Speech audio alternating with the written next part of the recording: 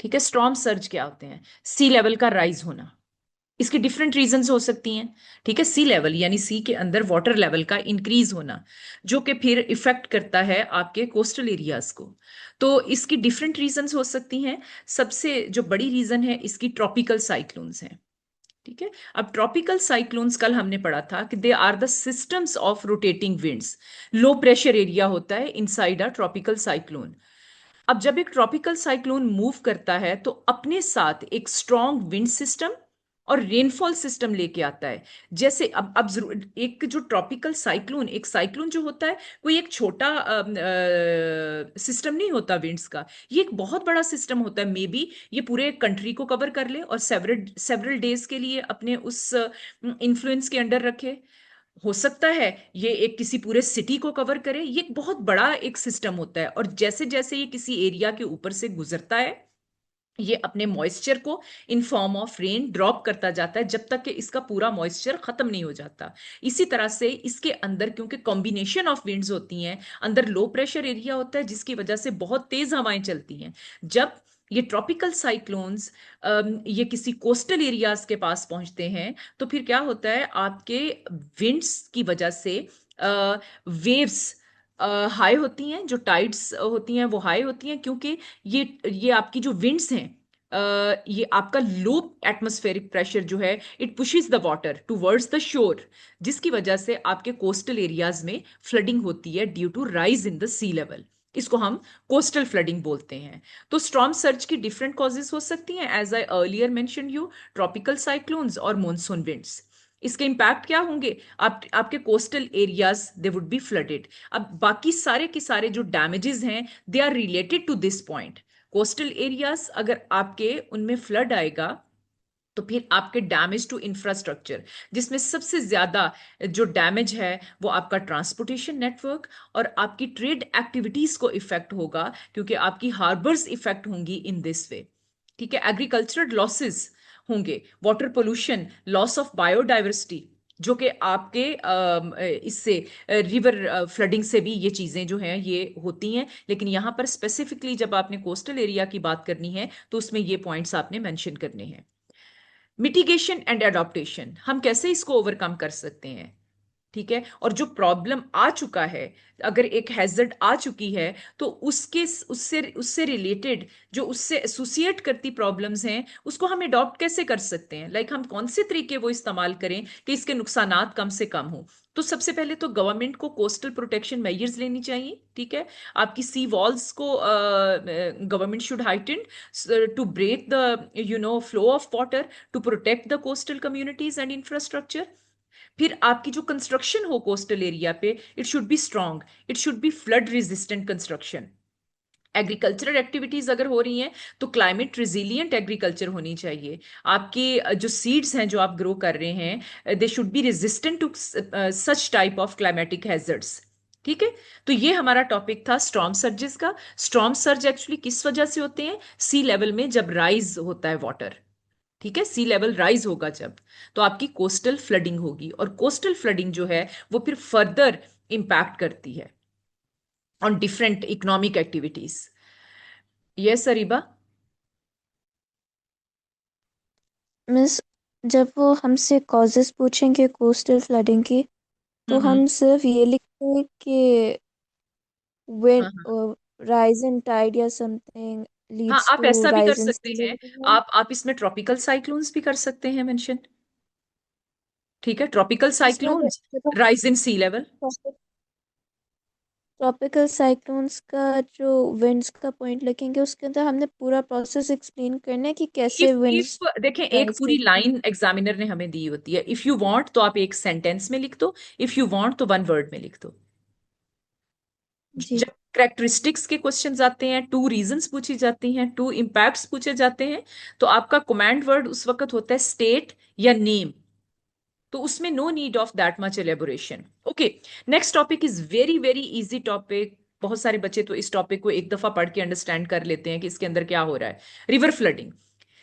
अच्छा, एक चीज को याद रखना है, कोस्टल फ्लडिंग और रिवर फ्लडिंग दोनों चीजें डिफरेंट है। अगर खाली फ्लडिंग का वर्ड यूज हुआ हो तो उसके अंदर आपने कोई से 2 पॉइंट्स रिवर फ्लडिंग के ऐड कर देने हैं और एक पॉइंट जो है कोस्टल फ्लडिंग का ऐड कर देना है।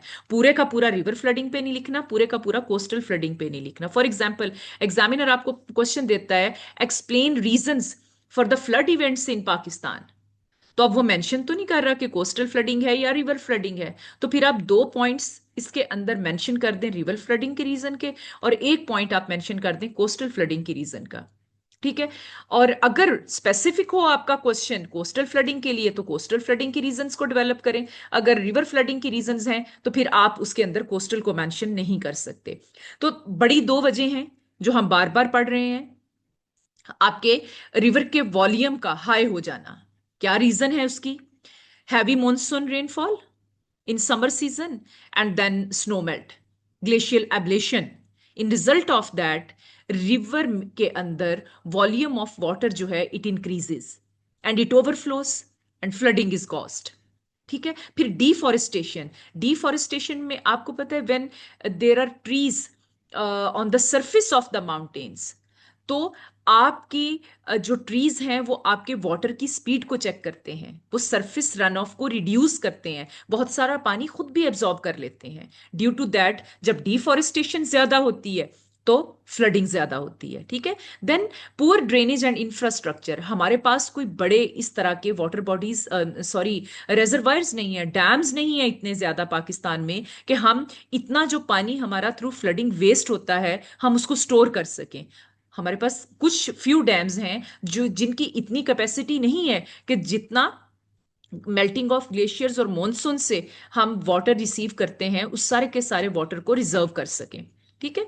और फिर क्लाइमेट चेंज इसकी एक बहुत बड़ी रीजन है, global warming which led to heavy rainfall in summers and heavy amount of melting of the glaciers. ये सारी आपकी रीजंस हैं इसकी रिवर फ्लडिंग की।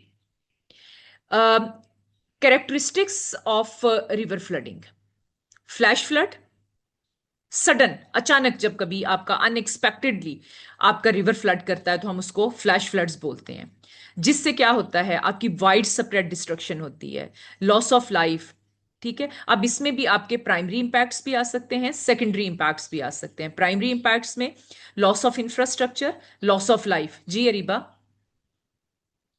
मिस वो पीछे रीजंस में वो डिफॉरेस्टेशन वाला पॉइंट फिर से एक्सप्लेन करिएगा। जी जी। देखें, रीजंस ऑफ फ्लडिंग हम पढ़ रहे थे, तो जब हम डिफॉरेस्टेशन करेंगे, दरख्तों को ज्यादा काटेंगे, तो ऑन माउंटेनियस एरियाज आपके रिवर की जो स्पीड है वो, और दूसरा आपके वॉल्यूम ऑफ वाटर में फर्क पड़ता है। अगर ट्रीज होंगे तो बहुत सारा पानी पर्कुलेशन होती है ना, ट्रीज भी उसको एब्जॉर्ब करते हैं। और दूसरा, अगर रास्ते में ट्रीज होंगे तो they will check the speed of the water, उसकी इतनी ज्यादा स्पीड में जब वाटर आता है तो ज्यादा आपकी जो है फ्लडिंग कॉज होती है। ठीक है। तो दरख्त जो है वो आपके जो सरफेस रन ऑफ है उसको कंट्रोल करते हैं। सरफेस रन ऑफ क्या होता है? Flow of the water into the reverse. ठीक है। रन ऑफ हम कहते हैं पानी का वो हिस्सा जो जमीन के ऊपर in form of rivers flow करता है, it is called surface run off. तो सरफेस रन ऑफ आपका चेक होगा if there would be more trees on the sides of the mountains. Got it? जी मिस। ठीक है। फिर वाइड स्प्रेड डिस्ट्रक्शन होती है, loss of life. Primary impacts में loss of life, displacement of the people. जाहिर है to find shelter, to seek shelter, people will move immediately from those areas. ठीक है। From flooded areas. ठीक हो गया। उसके अलावा डैमेज टू इंफ्रास्ट्रक्चर, ये भी आपका, जितने आपके इमीडिएट इंपैक्ट्स होंगे दे would be the primary impacts of flooding, वो चाहे आपकी कोस्टल फ्लडिंग हो चाहे आपकी वो रिवर फ्लडिंग हो। ठीक हो गया? All right. जी miss. Any confusion in it? Hmm. नहीं ओके। मिस। ठीक है। आगे हम चलते हैं सेकेंडरी इंपैक्ट पे। तो secondary impact, water borne diseases. ठीक है। They can increase the risk of water borne diseases. और जिस तरह से 2010 का जो बहुत बड़ा फ्लड आया था, उसके बाद में जो पानी जब खड़ा रहता है तो जितनी बीमारियां पैदा होती हैं उससे रिलेटेड, वो एक सेकेंडरी इम्पैक्ट है। फिर क्योंकि आपके फ्लड्स जो हैं आपकी क्रॉप को भी डैमेज कर देते हैं, जिसकी वजह से it will result in food insecurity.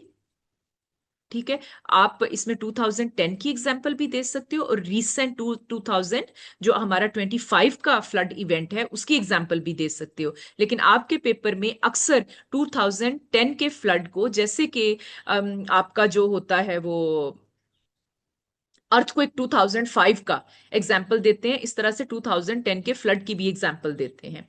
Psychological trauma, yes, बहुत सारे लोग फिर अपने एरियाज में अपने आप को सेफ कंसीडर नहीं करते।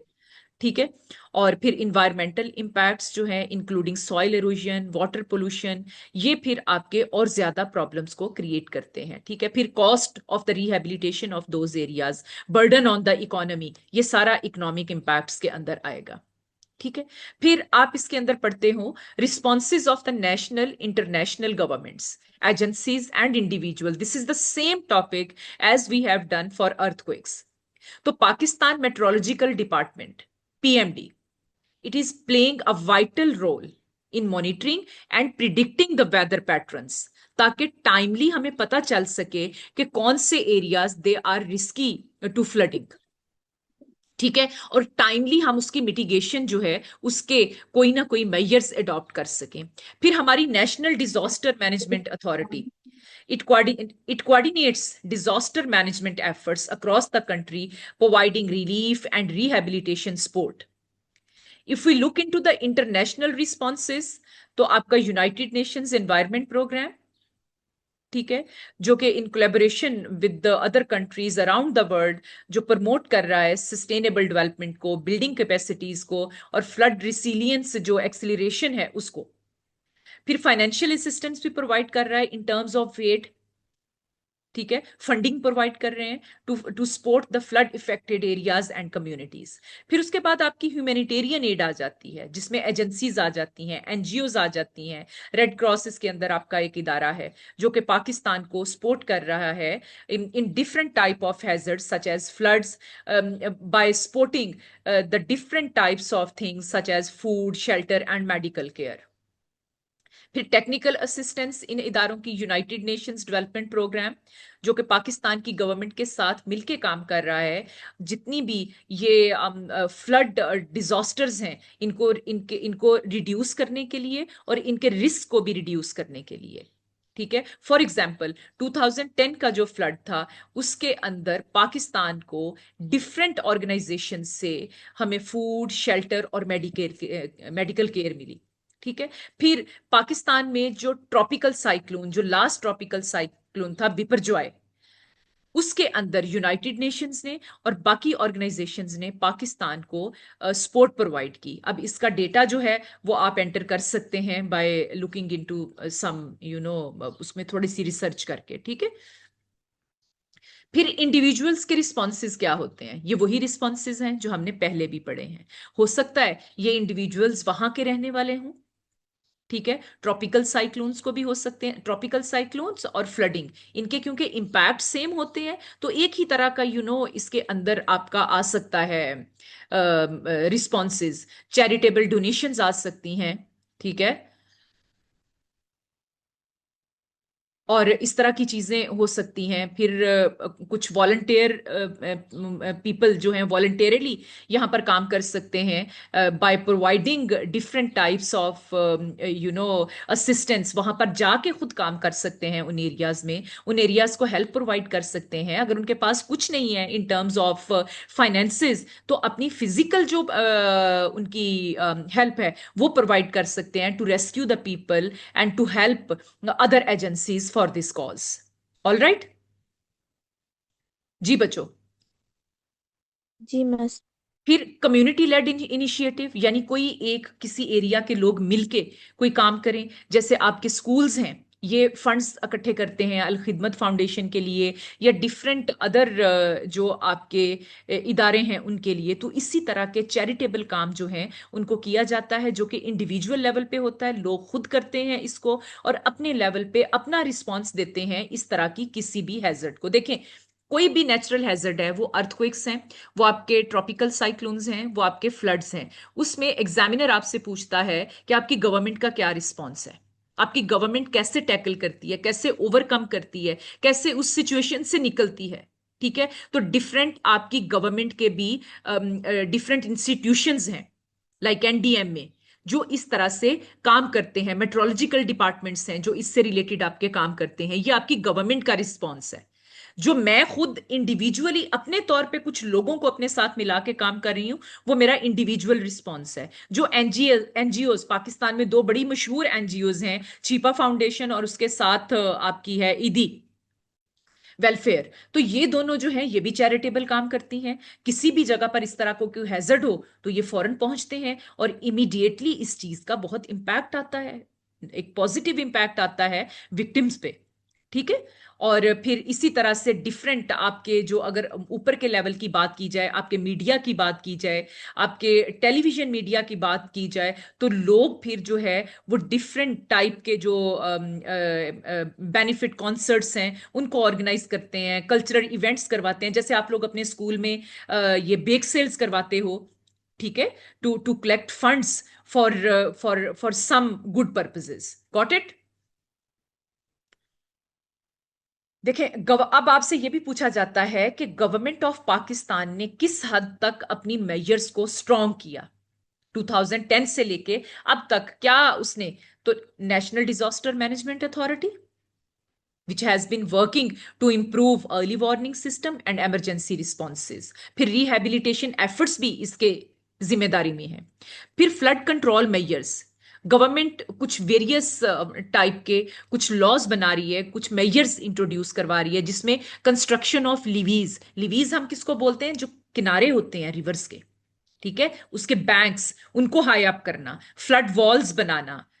ठीक है, और जैसे मंगला डैम बनाया गया, तरबेला डैम पास्ट में बनाया गया, इसी तरह से न्यू रेजर्वायर्स को बनाना, ये भी गवर्नमेंट कंसीडर कर रही है। ठीक है, फिर जितनी भी ये सारी आपकी मेजर्स हैं, इनको देखना, इन पे चेक एंड बैलेंस रखना, फिर ये आपकी प्रोविंशियल डिजास्टर मैनेजमेंट अथॉरिटीज, जो कि हर प्रोविंस के लिए काम कर रही है, और डिस्ट्रिक्ट डिजास्टर मैनेजमेंट अथॉरिटीज, जो कि आपकी हर डिस्ट्रिक्ट में काम कर रही है, वो इस तरह से चलती हैं। ठीक है, ये वही आ गया, climate resilient infrastructure, ecosystem based adoption, international cooperation, ये सारी चीजें होंगी तो we will overcome all these problems. ठीक है, ये हमारे लिए इतना बड़ा प्रॉब्लम नहीं होगा। Is there any confusion in this topic? जी बच्चों। नहीं मिस।